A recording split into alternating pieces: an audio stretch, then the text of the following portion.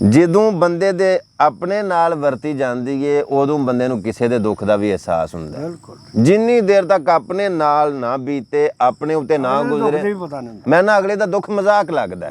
ਦੁਖੀਏ ਦੀ ਗੱਲ ਦੁਖੀਏ ਸੁਣਦਾ, ਦੁਖੀਏ ਦੀ ਗੱਲ। ਵਾਹ ਵਾਹ ਵਾਹ ਵਾਹ। ਸਾਰ ਕੀ ਜਾਣੇ ਕੋਈ। ਹਾਂ ਇੰਜੀ ਗੱਲ, ਇੰਜੀ ਗੱਲ। ਹਾਂ ਦੁਖੀਏ ਦੀ ਗੱਲ ਦੁਖੀਏ ਸੁਣਦਾ। ਇੰਜੀ ਗੱਲ, ਇੰਜੀ ਗੱਲ। ਉਂਝ ਜਿੱਥੇ ਅੱਗੇ ਕੋਈ ਸਮਝਣ ਵਾਲਾ ਨਾ ਹੋਵੇ ਉਥੇ ਦੁੱਖ ਸੁਣਾਉਣ ਦਾ ਵੀ ਫਾਇਦਾ ਕੋਈ ਨਹੀਂ ਹੁੰਦਾ। ਬਿਲਕੁਲ। ਉਥੇ ਦੁੱਖ ਆਪਣਾ ਸੁਣਾਉਣਾ ਹੀ ਨਹੀਂ ਚਾਹੀਦਾ ਕਿ ਮੈਨੂੰ ਇਹ ਪਰੇਸ਼ਾਨੀ ਹੈ ਦੁੱਖ, ਕਿਉਂਕਿ ਅਗਲੇ ਨੂੰ ਤੁਹਾਡੇ ਦੁੱਖ ਦੀ ਪਰਵਾਹ, ਮਜ਼ਾਕ ਸਮਝਦਾ, ਉਹ ਮਜ਼ਾਕ ਸਮਝਦਾ। ਉਹਨੇ ਆਖਿਆ ਦਿਲ ਵਾਲਾ ਦੁੱਖੜਾ ਨਹੀਂ ਕਿਸੇ ਨੂੰ ਸੁਣਾਈਦਾ, ਆਪਣੀਆਂ ਸੋਚਾਂ ਵਿੱਚ ਆਪੇ ਹੀ ਮੁੱਕ ਜਾਈਦਾ ਹੈ। ਉਹ ਸੁਣਾਓ ਹਾਂ ਬਾਬਾ, ਤੁਸੀਂ ਸੁਣਾਉਂਦੇ ਹੁੰਦੇ ਹੋਗੇ, ਦਿਲ ਵਾਲਾ ਦੁੱਖੜਾ ਨਹੀਂ ਕਿਸੇ ਨੂੰ ਸੁਣਾਈਦਾ। ਉਹ ਆਉਂਦੇ ਜਦੋਂ ਰਹਿਮਤ ਮੌਲਾ ਦੀ ਆਉਂਦੀ ਹੈ ਰੂਪ ਉਠਾ ਕੇ। ਵਾਹ ਵਾਹ। ਆਉਂਦੀ ਹੈ ਜਦੋਂ ਰਹਿਮਤ ਮੌਲਾ ਦੀ ਆਉਂਦੀ ਹੈ ਰੂਪ ਉਠਾ ਕੇ। ਆਹਾ। ਤੇ ਸ਼ਹਿਰ ਤੇਰੇ ਵਿੱਚ ਪਿਆਰ ਨੇ ਮਿਲਿਆ, ਮੈਂ ਵੇਖ ਲਿਆ ਅਜ਼ਮਾ ਕੇ। ਆਹਾ। ਤੇ ਨਹੀਂ ਮਿਲਿਆ ਕੋਈ ਦਿਲ ਦਾ ਮਰਮ, ਤੇ ਨਹੀਂ ਮੈਂ ਦਰਦ ਸੁਣਾਇਆ। ਆਹਾ। ਮੈਂ ਤਾਂ ਦਿਲ ਦੇ ਆਖੇ ਲੱਗ ਕੇ ਆਪਣੇ ਆਪ ਗਵਾਇਆ, ਆਪਣਾ ਆਪ ਗਵਾਇਆ। ਤੇ ਸੱਪ ਦੇ ਵਾਂਗਰ ਵਾਬ ਰੋਲੀ ਤੇ ਹੱਥ 'ਚ ਜਿਹੜੀ ਹੈ ਮੇਰੀ। ਆਹਾ। ਹੁਣ ਰੁੜਦਾ ਜਾਣਾ ਬਾ ਧੱਕੇ ਖਾਣਾ, ਖਬਰ ਹੈ ਕੋ ਮੰਜ਼ਲ ਕਿਹੜੀ, ਹੋਰੇ ਮੰਜ਼ਲ ਕਿਹੜੀ ਕਿਹੜੀ ਹੋਣੀ। ਇੰਜੀ ਭਾਈ, ਇੰਜੀ ਗੱਲ, ਇੰਜੀ ਗੱਲ। ਹਾਂ। ਉਹਨੇ ਆਖਿਆ ਇਹ ਸਰਾਂ ਵਾਂਗ ਮੁਸਾਫਰਾਂ ਦੇ ਇੱਥੇ ਹਰ ਕੋਈ ਕਮਰ ਪਿਆ ਕੱਸਦਾ ਏ, ਕੋਈ ਉਮਰ ਗੁਜ਼ਾਰ ਕੇ ਜਾਏ ਇਥੋਂ ਤੇ ਕੋਈ ਘੜੀ ਗੁਜ਼ਾਰ ਕੇ ਨੱਸਦਾ ਏ। ਇਹ ਪੰਛੀ ਵੇਖ ਸ਼ਿਕਾਰੀ ਨੇ ਜਾਲ ਪਾਇਆ, ਹੋਰੇ ਫਸਦਾ ਏ ਜਾਂ ਕਿ ਨੱਸਦਾ ਏ। ਅੰਦਰ ਸ਼ਹਿਰ ਦੇ ਵੜ ਕੇ ਵੇਖ ਵਾਰਸ, ਉਹ ਕਿਹੜਾ ਉਜੜਿਆ ਤੇ ਕਿਹੜਾ ਪਿਆ ਵਸਦਾ ਏ। ਬਾਹਰੋਂ ਧੜ ਲਗੇ ਫਿਰਦੇ ਨੇ, ਬਾਹਰੋਂ ਬੁੱਤ ਲਗੇ ਫਿਰਦੇ ਨੇ, ਅੰਦਰੋਂ ਕਿਸੇ ਨੂੰ ਫੋਲ ਕੇ ਵੇਖੋ ਜੇਕਰ ਤੁਹਾਡੇ ਨਾਲ ਬਹੁਤਾ ਦੁਖੀ ਹੋਵੇ, ਹੈ ਕਿ ਨਹੀਂ ਇਸ ਤਰ੍ਹਾਂ। ਮੈਂ ਨਾ ਅਸੀਂ ਕਈ ਵਾਰੀ ਸੁਣਿਆ, ਆ ਸੁਣਦੇ ਰਹਿੰਦੇ ਆ, ਰੋਜ਼ ਦਿਹਾੜੀ ਖਬਰਾਂ ਆਉਂਦੀਆਂ ਰਹਿੰਦੀਆਂ ਨੇ, ਤੇ ਕਈਆਂ ਨੂੰ ਇਹ ਸੁਣਦਾ ਕਿ ਯਾਰ ਚੰਗਾ ਭਲਾ ਬੰਦਾ ਅਟੈਕ ਹੋਇਆ, ਰਾਤੀ ਮਿਲਿਆ ਸਵੇਰੇ ਅਟੈਕ। ਉਹ ਅਸਲ 'ਚ ਅੰਦਰੋਂ ਘੁਣ ਵਾਂਗੂ ਗਮ ਉਹਨੂੰ ਖਾ ਗਏ ਹੁੰਦੇ ਨੇ, ਉਂਝ ਫਿਰ ਯਕਦਮ ਡਿੱਗਦਾ, ਉਹ ਵੱਖਰੀ ਗੱਲ। ਉਂਝ ਬੰਦੇ ਅੰਦਰੋਂ ਮੁੱਕ ਗਏ ਹੁੰਦੇ ਨੇ, ਬਾਹਰੋਂ ਹੱਸਦੇ ਰਹਿੰਦੇ ਨੇ। ਆ ਲੋਕਾਂ ਚਾਰੀ ਹੱਸਣਾ ਪੈਂਦਾ, ਵਿਖਾਣਾ ਪੈਂਦਾ, ਲੋਕਾਂ ਚਾਰੀ ਮੇਰਾ ਮਤਲਬ ਹੈ ਅੰਦਰੋਂ ਮੁੱਕ ਗਏ ਹੁੰਦੇ ਨੇ ਬੰਦੇ। ਔਰ ਜਿਹਨੂੰ ਅਸੀਂ ਬੜਾ ਸੁਖੀ ਸਮਝਨੇ ਆ, ਇਹੀ ਸਮਝਨੇ ਆ ਕਿ ਇਹਦੇ ਕੋਲ ਮਾਲ ਦੌਲਤ ਬੜਾ ਹੈ, ਇਹਦੇ ਕੋਲ ਰੁਪਈਆ ਪੈਸਾ ਬੜਾ, ਗੱਡੀਆਂ, ਨੌਕਰ ਚਾਕਰ, ਡੇਰਾ ਸ਼ੇਰਾ, ਕੋਠੀ ਬੰਗਲਾ, ਹਰ ਸ਼ੈ। ਜੇਕਰ ਤੇ ਉਹਨੂੰ ਹੋਰ ਕਿਸਮ ਦੇ ਦੁੱਖ ਹੋਣ, ਹੋਰ ਕਈ ਹੁੰਦੇ ਨੇ, ਹੋਰ ਕਈ ਦੁੱਖ ਹੁੰਦੇ ਨੇ। ਕੀ ਆਂਦੇ ਨੇ, ਵੱਡਿਆਂ ਸਿਰਾਂ ਦੀਆਂ ਵੱਡੀਆਂ ਪੀੜਾਂ, ਜਿਨ੍ਹਾਂ ਦੇ ਮੇਰਾ ਮਤਲਬ ਹੈ ਖਿਲਾਰ ਵੱਡੇ ਹੁੰਦੇ ਨੇ, ਉਹਨਾਂ ਦੀਆਂ ਪੀੜਾਂ ਵੀ ਵੱਡੀਆਂ ਹੁੰਦੀਆਂ, ਉਹਨਾਂ ਦੀਆਂ ਟੈਨਸ਼ਨਾਂ ਵੀ ਵੱਡੀਆਂ ਹੁੰਦੀਆਂ। ਮਾਂ ਆਖਦੀ ਸੱਸੀਏ ਹੋਸ਼ ਕਰ ਲੈ, ਇਹ ਊਠਾਂ ਵਾਲੇ ਕਿਸੇ ਦੇ ਨਹੀਂ ਯਾਰ ਹੁੰਦੇ, ਇਹ ਖਾਨਾ ਬਦੋਸ਼ ਬਲੋਚ ਸਫਰੀ ਮਰਨ ਰਾਵਾਂ ਦੇ ਵਿੱਚ ਖਾਰ ਹੁੰਦੇ। ਰਾਤੀ ਵੇਖਿਆ ਵਿੱਚ ਬੰਬੋਰ ਫਿਰਦੇ, ਤੰਮੀ ਧੁੰਮਦੀ ਨੂੰ ਥੱਲਾਂ ਤੂੰ ਪਾਰ ਹੁੰਦੇ, ਜਿਹੜੇ ਆਪਣੇ ਆਪ ਦੇ ਨਹੀਂ ਅਜ਼ਮਤ, ਉਹ ਕਦ ਕਿਸੇ ਦੇ ਗਮ ਖਾਰ ਹੁੰਦੇ। ਉਹ ਕਿਸੇ ਦੇ ਵੀ ਨਹੀਂ ਹੁੰਦੇ, ਜਿਹੜੇ ਆਪਣੇ ਆਪ ਦੇ ਨਹੀਂ ਅਜ਼ਮਤ, ਉਹ ਕਦ ਕਿਸੇ ਦੇ ਗਮ ਖਾਰ ਹੁੰਦੇ। ਵਾਹ ਬਾਈ ਵਾਹ। ਹਾਂ ਇਹ ਤੂੰ ਆਪ ਹੀ ਰਾਜ ਨੂੰ ਜਾਣਦਾ ਸੈਂ, ਜਿਹਨੇ ਭੂਤ ਤੇ ਜਾਦੂ ਨੂੰ ਦਸੀਏ ਕਿਉਂ। ਆਹਾ।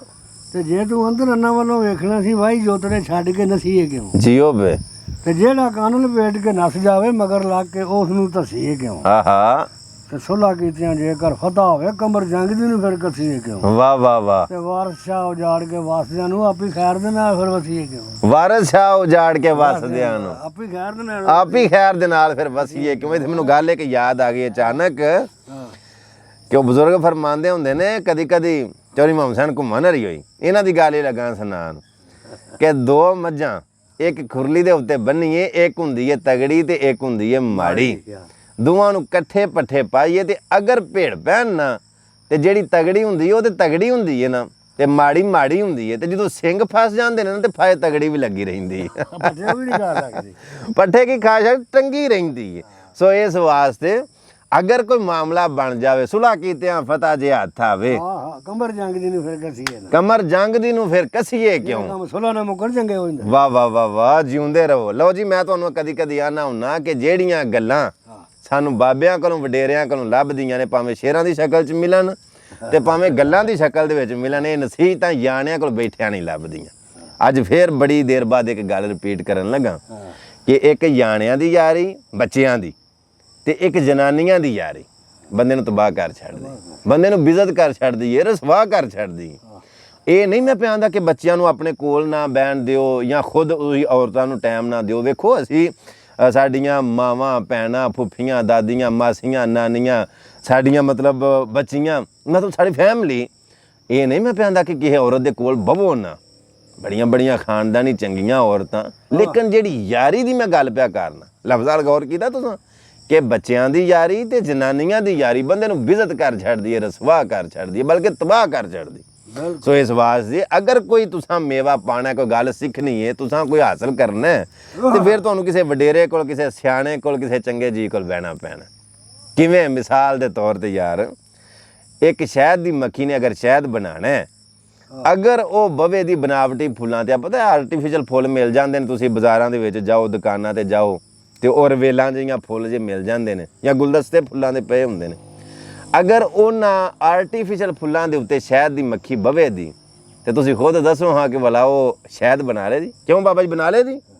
ਨਹੀਂ ਬਣਾ ਸਕਦੀ, ਕਿਉਂਕਿ ਉਹ ਆਰਟੀਫੀਸ਼ੀਅਲ ਬਨਾਵਟੀ ਫੁੱਲ ਨੇ, ਕਾਗਜ਼ ਦੇ ਫੁੱਲ ਨੇ, ਲੈਲਨ ਦੇ, ਪਲਾਸਟਿਕ ਦੇ ਫੁੱਲ ਨੇ। ਅਗਰ ਸ਼ਹਿਦ ਦੀ ਮੱਖੀ ਨੇ ਸ਼ਹਿਦ ਬਣਾਉਣਾ ਹੈ ਨਾ, ਉਹਨੂੰ ਫਿਰ ਕੁਦਰਤੀ ਫੁੱਲਾਂ ਤੇ, ਹਕੀਕੀ ਫੁੱਲਾਂ ਤੇ, ਗੁਲਾਬ ਦੇ ਫੁੱਲਾਂ ਤੇ, ਮੋਤੀਏ ਦੇ ਫੁੱਲਾਂ ਤੇ, ਗੁੱਟੇ ਦੇ ਫੁੱਲਾਂ ਤੇ, ਜਾਂ ਜਿਵੇਂ ਫੁੱਲਾਂ ਤੇ ਬਹਿਣਾ ਪਏਗਾ।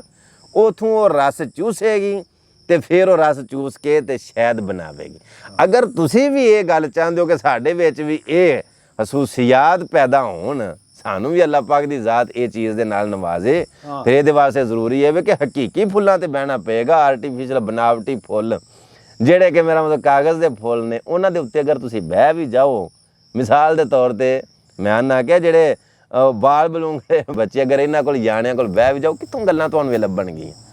ਅਗਰ ਸ਼ਾਇਦ ਬਣਾਣੇ ਤੇ ਤੁਹਾਨੂੰ ਹਕੀਕੀ ਫੁੱਲਾਂ ਤੇ ਬਹਿਣਾ ਪਵੇਗਾ। ਦਾਮ ਨੇ ਵੀ ਆਖਿਆ ਨਾ, ਜਾਗ ਜਾਗ ਮੱਲਾ ਵੇਲਾ ਜਾਗਣੇ ਦਾ। ਆਹਾ, ਕਈ ਸੁੱਤਿਆਂ ਸਮੇਂ ਵੇ ਆਪ ਸਿੰਘਾ। ਵਾਹ ਵਾਹ, ਚੇਤਾ ਅੱਜ ਦਾ ਜਾਗਿਆ ਕੰਮ ਤੇਰੇ, ਉਹ ਭਾਇ ਕੇ ਜੰਤੀ ਛੇਜ ਵਿਛਾਵ ਸਿੰਘਾ। ਵਾਹ ਵਾਹ, ਪਰ ਕੁਝ ਖੱਟ ਲੈ ਅੱਜ ਬਾਜ਼ਾਰ ਲੱਗਾ ਹੈ। ਵਾਹ ਵਾਹ, ਵਤ ਨਾ ਸੈਰ ਨੂੰ ਆਪ ਸਿੰਘਾ। ਜੀਓ ਪੇ, ਪਰ ਸੇਰੇ ਨੇਕੀਆਂ ਦੇ ਜਾਮੀ ਬੰਨ ਸੋਹਣੇ, ਇੱਜ਼ਤ ਵਿੱਚ ਦਰਗਾਹ ਦੇ ਪਾਪ ਸਿੰਘਾ। ਆਹਾ, ਉਹ ਜੰਜਾਂ ਚੜਦੀਆਂ ਵੇਖ ਕੇ ਤੂੰ ਹੱਸਣਾ ਹੈ, ਇੱਕ ਦਿਨ ਤੂੰ ਵੀ ਜੰਜ ਚੜਾਵ ਸਿੰਘਾ। ਇੱਕ ਦਿਨ ਤੂੰ ਵੀ ਜੰਜ ਚੜਾ ਸਿੰਘਾ। ਪਰ ਕਲਮਾ ਪਾਕ ਰਸੂਲ ਦਾ ਪੜੀ ਦਾਇਮ, ਆਹਾ, ਯਾਰੀ ਨੰਗ ਸਰਾਤ ਪੰਜਾਬ। ਸੁਭਾਨ ਅੱਲਾ ਜੀ, ਵਾਹ ਵਾਹ, ਵਾਹ ਵਾਹ ਵਾਹ। ਇਸ ਗੱਲ ਨੂੰ ਹਰ ਕੋਈ ਜਾਣਦਾ ਹੈ, ਮੇਲਾ ਮੇਲੀਆਂ ਦਾ, ਯਾਰਾਂ ਬੇਲੀਆਂ ਦਾ। ਮੇਲਾ ਮੇਲੀਆਂ ਦਾ, ਯਾਰਾਂ ਬੇਲੀਆਂ ਦਾ, ਕੁਝ ਪੈਸੇ ਤੇ ਕੁਝ ਧੇਲੀਆਂ ਦਾ। ਆਹਾ, ਪਰ ਰਾਂਝਾ ਭਾਈਆਂ ਨੂੰ ਛੱਡ ਫਕੀਰ ਬਣਿਆ, ਹੀਰ ਛੱਡ ਗਈ ਸੀ ਪੂਰ ਸਹੇਲੀਆਂ। ਵਾਹ ਵਾਹ, ਪਰ ਇੱਕ ਦਿਨ ਅਸਾਂ ਪਰਦੇਸੀਆਂ ਵੀ ਟੁਰ ਜਾਣਾ, ਕੁੱਡਾ ਮਾਰ ਕੇ ਨਾ ਵੇਲੀਆਂ। ਇਹਨਾਂ ਵੇਲੀਆਂ ਦਾ ਟੁਰ ਜਾਣਾ ਬਾਬਾ ਜੀ, ਟੁਰ ਜਾਣਾ। ਹਾਂ, ਮੁੱਕ ਜਾਣਾ ਮੇਲਾ ਜ਼ਿੰਦਗੀ ਦਾ, ਇਹ ਕਦ ਤੱਕ ਲੱਗਿਆ ਰਹਿਣਾ।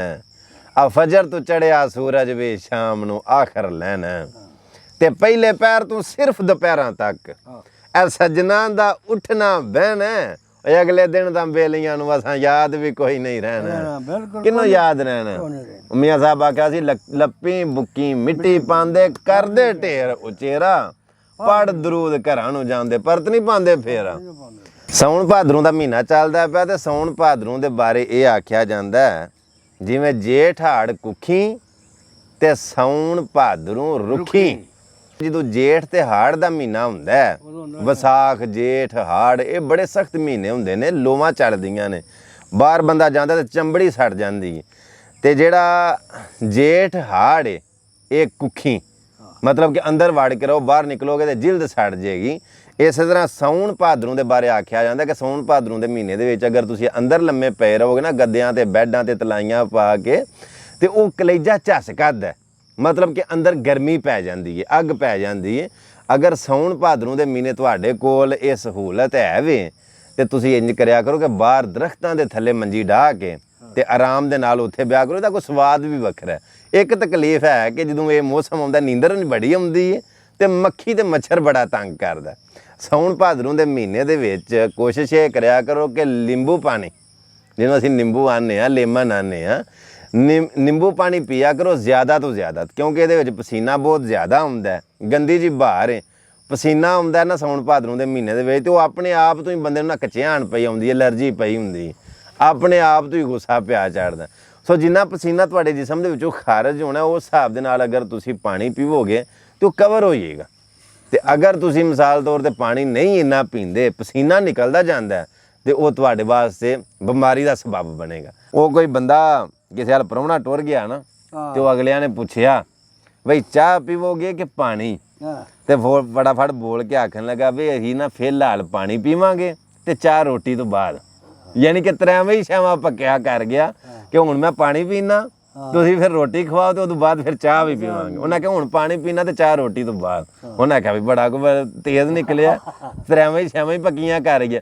ਕਈ ਵਾਰੀ ਮੈਂ ਗੱਲ ਉਂਝ ਹੀ ਕਰ ਛੱਡਣਾ, ਲੇਕਿਨ ਉਹ ਜਿਹੜੇ ਅੰਦਰੋਂ ਕਾਣੇ ਹੁੰਦੇ ਨੇ ਨਾ ਉਹਨਾਂ ਨੂੰ ਰੜਕ ਜਾਂਦੀ ਹੈ। ਮੈਂ ਗੱਲ ਉਂਝ ਹੀ ਕਰਦਾ ਹੁੰਨਾ, ਉਹਨਾਂ ਦੇ ਅੰਦਰ ਕਾਲਫ ਜੂ ਹੁੰਦੀ ਏ, ਉਹਨਾਂ ਦੇ ਅੰਦਰ ਮੈਲ ਜੂ ਹੁੰਦੀ ਹੈ ਤੇ ਉਹ ਆਂਦੇ ਨੇ ਸਾਨੂੰ ਹੀ ਗੱਲ ਲਾਈ ਸੂ, ਸਾਨੂੰ ਲਾਈ ਸੂ। ਹਾਲਾਂਕਿ ਕਿਸੇ ਨੂੰ ਗੱਲ ਨਹੀਂ ਲਾਈ ਹੁੰਦੀ, ਗੱਲ ਉਂਝ ਕੀਤੀ ਹੁੰਦੀ।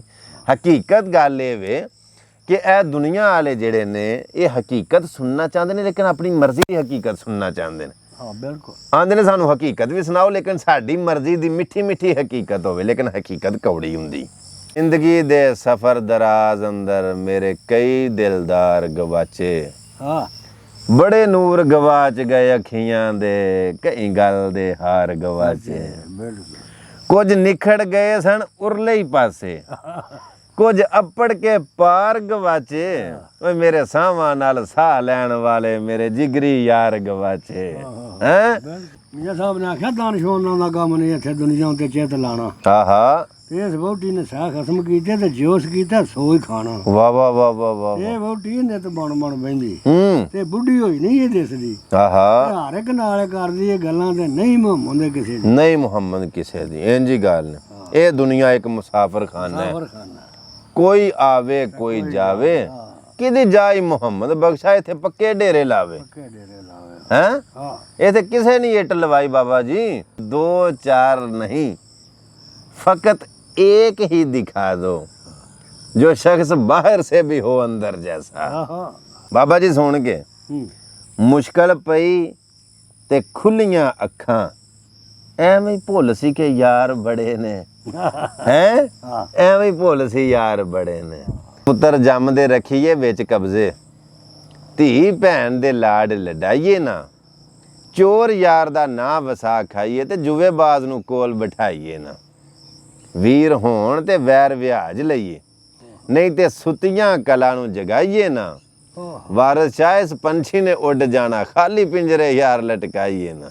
ਲਓ ਜੀ ਇਹਦੇ ਨਾਲ ਹੀ ਅੱਜ ਦਾ ਪ੍ਰੋਗਰਾਮ ਆਪਣੀ ਬੈਠਕ ਆਪਣੇ ਇਖਤਤਾਮ ਨੂੰ ਪਹੁੰਚਿਆ।